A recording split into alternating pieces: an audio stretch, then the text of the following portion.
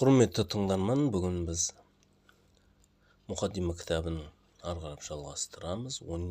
12-ші видео сабақ.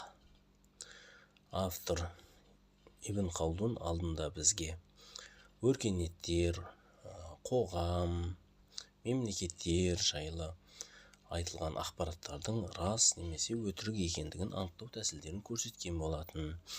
Бүгін мінекей ары қарап жалғастырамыз. Бұл сабақта автор бізге қоғамның гүлденуі үшін, дамуы үшін маңызды болған ақпараттар, яғни түрлі философтардың пікірі, қоғам, мемлекет жайлы пікірлерін ұсынатын болады. Автор айтады бізге, бұл пән дейді, өзіне тән тиесілі тақырыптар мен ерекшеліктері бар. Оның тақырыбы адамзат өркениетінің әрі адам қоғамының ерекшеліктерін үйрену болып табылады дейді. Сонымен қатар өзіне тән сұрақтарға жауап береді дейді. Әсіресе өркениеттің мәніне сай шариғат пен жағдаяттарды біртіндеп түсіндіреді деп. Осылайша бұл ғылым пән басқа қандай да бір пәндерден ерекшеленіп тұрады дейді. Есіңде болсын дейді. Тарих ғылымында осы өлшем арқылы қарайтын болсаң, осындай ғылыми көзқараспен жоғарыда айтылған ақпараттарды анықтау тәсілдерін көрсетті. Сол бойынша қарайтын болсаңыз дейді, әдеттен тыс нәрселерді байқау және пайдалы бір іс саналады дейді. Бұл ұзақ әрі терең зерттеу арқылы жүзеге асырылады. Бұл білім логика ғылымдарынан бірі болған риторика емес дейді. Риторика болса адамдардың бір-біріне пікір білдіру, жаңағы пікірін қабылдау немесе пікірін терістеуде пайдаланатын ойын сөздерге негізделген дейді. Сондай-ақ бұл ғылым саясатқа да тиесілі емес. Сондықтан саясат болса фәлсафи талаптар негізінде адамдардың ең кішкентай бір үйдің шаруашылығын басқарудан бастап шаһар басқарушылығымен шұғылданады. Яғни басқару тәсілдері қабылдайды дейді саясат. Сондықтан бұл ғылымға да тиесілі емес дейді. Оның мақсаты басқа болса да азаматтардың түрлі сипатын сақтау әрі оның нәсілін жалғастыру болып, ол үшін адамдар белгілі бір дәстүрге бағыттайды дейді. Тарих ғылымының тақырыбы жоғарыда екі ғылымның тақырыбына кейде ерекшеленеді, кейде ұқсас келеді. Жоғарыда риторика және саясат туралы айтты, соған ұқсас келеді және одан ерекшеленіп тұрады дейді. Автор айтады, мен өзімнің өміріммен ант етейін дейді. Ешкіммен бір пікірталасқа түскім келмейді дейді. Бұдан хабарсыз болғанмын дейді. Бұл мәселе егжей-тегжейлі жазылған еңбектер болуы мүмкін осы уақытқа дейін дейді. Өйткені бізге ғылымдардың барлығы толық жетіп келмеген, ғылымның түрі көп дейді. Адамзат арасында жетіліп шыққан данышпандар да көп. Демек, біреу бізге дейінде жазған болуы мүмкін дейді. Бізге жетіп келмеген білімнің түрлері де бізге жетіп келген ғылымдар да өте көп дейді. Яғни бұл кісі автордың айтып жатқаны, ғылым ол әу бастан бар, яғни дарвинизм сияқты жаңағы адамдар дамыған сайын ғылым дамып жатыр деген сияқты емес, ғылым әу бастан бар дейді. Немесе қазіргі европоцентризм сияқты бүкіл ғылымның бастауы Европа деп отырмайды. Басқа жақта да данышпандар бар, ғалымдар бар. Осы уақытқа дейін де осы бағытта кітаптар жазылуы мүмкін дейді. Бұл айтады, мысалы дейді, парсылардың ғылымы бар дейді. Парсылардың да бұрынғы өзіне тән ғылымдар болған дейді. Қазір қайда енді ол дейді. Калдейлер, сириялықтар, бабилондықтар, олардың өздерінің ғылыми істері болған, олардың өзіндік нәтижелері болған дейді. Қабылдиларда арғы аталарының өзінің ғылымдары болған дейді. Олар бізге жетіп келмеді деп. Біздің білетініміз тек Юнан ғылымы, яғни грек философиясынан жеткен ғылымдар. бұл Мамунның күш қуаты арқылы аударма жасалған, яғни Мамунның кезінде Байтул Хикма деген болған, көптеген ғылымдарды жүзеге асырылған. Осы тек грекке емес, өзге де елдерден, халықтардан аудармалар жасалған. Бұл ғылым саласындағы сәтті қазына саналады дейді, яғни осы ғылымға мән сан беру. Байтул Хикманы айтып жатыр ғой. Оның атқарған қызметі көп аударма жұмыстар берді, әрі бұл жолда өте көп қаражат жұмсалды. Басқа халықтардың пәндері болса, бізге жетіп келмеді дейді. Яғни автордың айтып жатқаны, ғылым әу бастан бар, бізге грек ғылымы жетіп келді, өзге ғылымдар бізге әлі келген жоқ дейді. Ақылға сыйымды болған әр қандай тақырыптар бізге дейін де осындай қызығушылықтар танытылған болуы мүмкін дейді. Бізге дейін де зерттелген болуы мүмкін дейді. Осыған орай өйткені ізденіс, сұраныс барлығы осы ғылым болудан бұл сұраныс қылады дейді. Яғни адамдар ғылымнан пайдаланады, осы уақытқа дейін болған дейді. Яғни алайда назарымызға философтар бұл туралы өз көңіл бөлу тек пәндерінің жетістігін бағытталған. Яғни ғалымдар көбінесе осы философияда көптеген жетістіктерге жеткен. Сондықтан осы тарих ғылымына қатысты бір ғибраттар жазылуы да мүмкін, жазылмауы да мүмкін дейді. Өйткені бұл автор кітабын бұл айбар деп атап тұр ғой, яғни ғибраттар деп. Немесе мән бермеуі де мүмкін дейді. Оны бір Алла біледі дейді.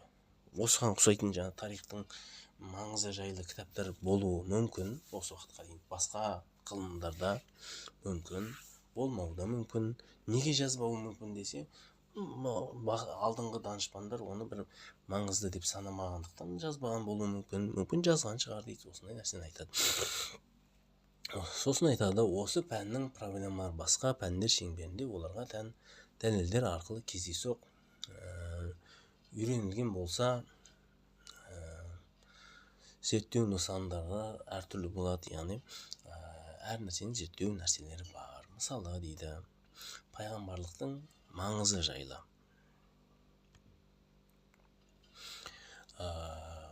Пайғамбарлықтың маңызы жайлы деректер аясында ғалымдар мен философтар адамдар өмір сүру үшін бір-біріне жәрдем беру керек. Адамдар бірлесіп өмір сүру үшін бір-біріне қарайласып тұру керек. Сол себептен олардың арасында дауларды шешу үшін, қоғамдық тәртіпті сақтау үшін,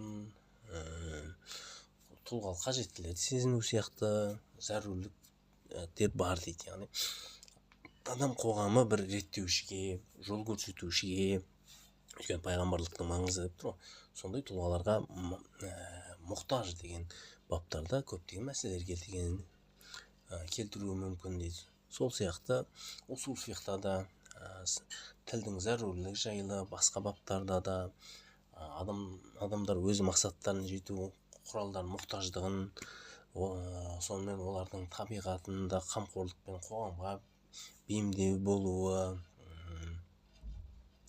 сол сияқты мәселелер айтылады. Яғни қоғамға тәртіп керек, қоғамға бір реттеуші керек, бір заң керек деген, ол жаңағы қоғамның талаптары деп келтіруі мүмкін дейді.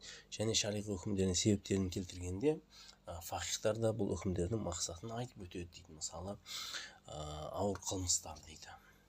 Ойнастық деген дейді. Ойнастық бұл нәсілдің тәртібін бұзады дейді. Нәсілдің, яғни кімнің әкесі кім деген сияқты мәселелер белгісіз болып қалады. Тәртібін бұзады дейді.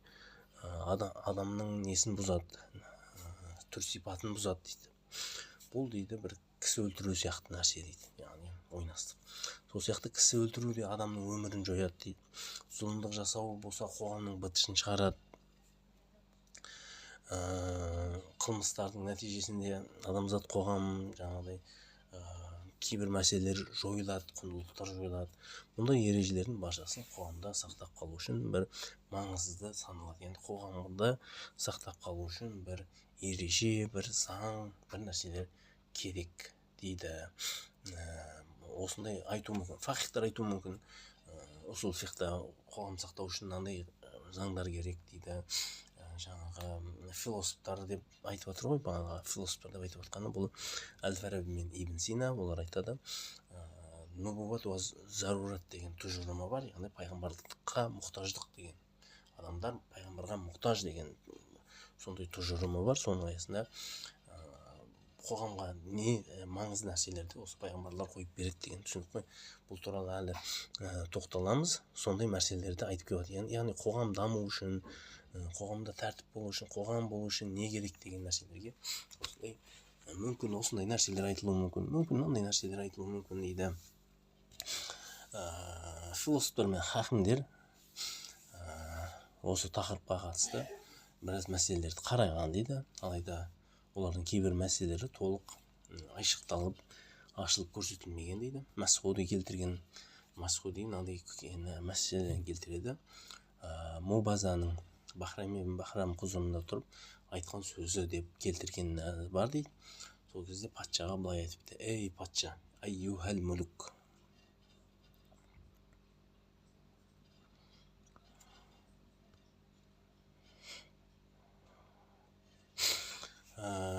ей патша дейді, патшалық құрметі тек қана шариғат пен Аллаға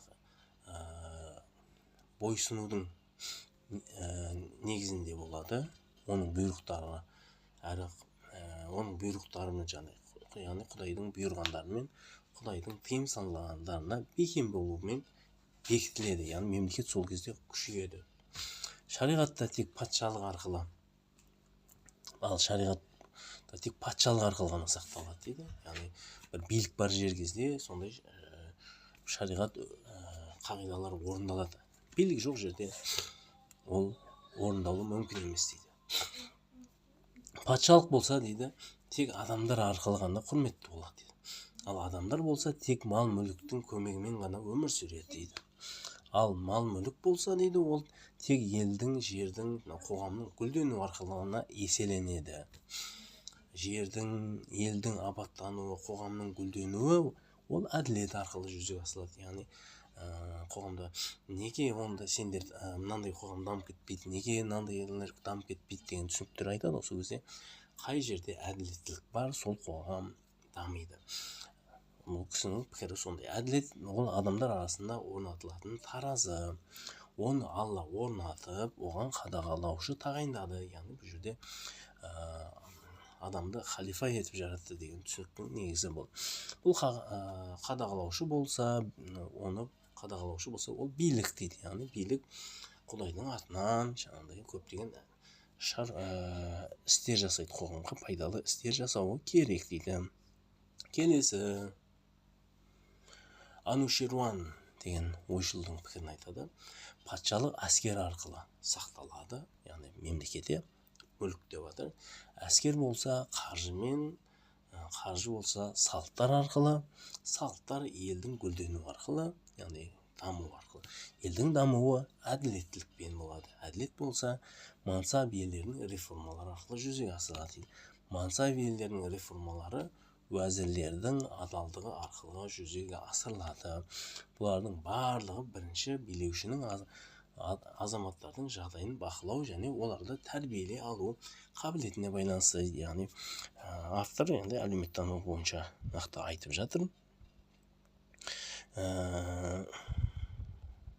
Айтып жатқаны қоғамда қоғам неге дамымайды деген сұрақтар бар. Соған қоғам даму үшін не болу керек деген нәрсеге Анушируанның пікірін келтіреді. Енді келесі Аристотельдің пікірі дейді. Аристотельдің саясат деп аталатын кітабы бар дейді. Бұл тақырыпқа сәйкес көптеген пікірлер бар дейді онда. Алайда бұл Аристотельге тиесілі деп айтылатын кітап дейді. Алайда біз бұл тақырыпты егжей-тегжейлі ашып бермеген дейді автор.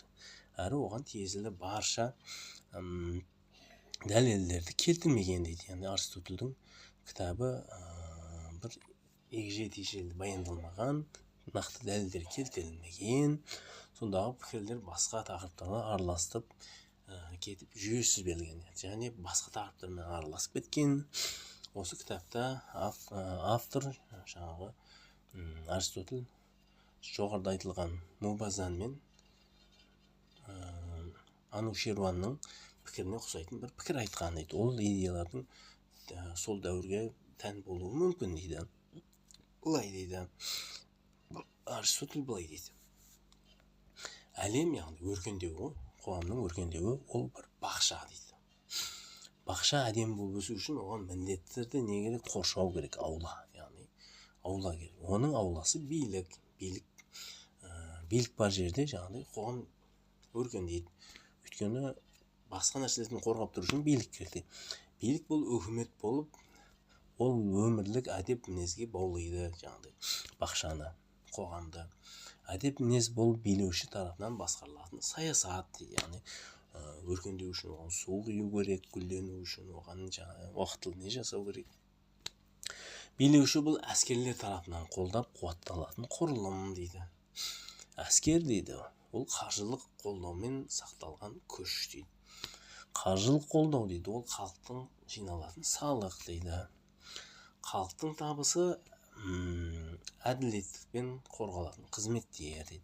Әділет болса дейді, барша адамдарға белгілі нәрсе арқылы әлем дамиды дейді.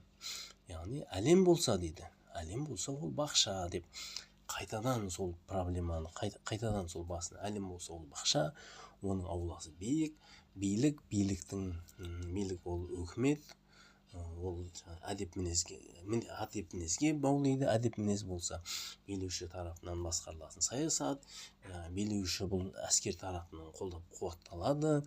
Әскерлер қаржылық қолдаумен ғана сақталатын күш.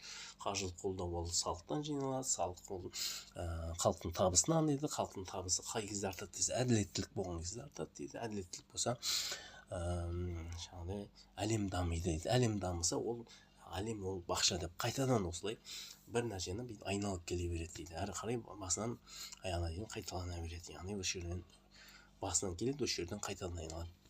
Бұл жерде 8 мәселе айтылды дейді. Олардың бір-біріне өте байланысты дейді. Әрбір сөз кейінгі сөзге алып келеді. Яғни бір-біріне бірінші сөз екінші сөзге, екінші сөз үшінші сөзге солай алып келеді. 8-ші сөз қайтадан бірінші сөзге алып келеді. Олардың басталуы мен аяқталуы болмаған бір шеңберде бекіген, яғни бір шеңбер етіп жасалған бұл пікір қайтадан айналып жүре береді. Автор болса бұл пікірді ойлап тапқанына мақтанғандай, бұл сөздердің мағынасы мен мәніне көп екендігін білдірген дейді. Енді бұл жерде өзі Ибн Халдун сондай түрлі философтар, Әл-Фараби болсын, Ибн Сина болсын, осы ең бірінші ұстаз болған Аристотель болсын, кез келгеніне түрлі пікірлерді, қарсы пікірлерді, тұжырымды пікірлерін айта береді, қысылмай, сол жағымен ерекшеленеді. Біздің билік пен үкімет жайында баптарымызды үйреніп, оған жеткілікті мән берсеңіз, бұл бап өзі де осы сөздің толық егжей-тегжейлі әрі негізгі түсініктерін қамтып тұрғанын көресіз дейді. Келесі жолдары біз осы билік пен үкімет жайлы баптарымыз бар. Соны тоқталатын болсақ, осы мәселе қайтадан осы мәселені де көре аласыздар дедім.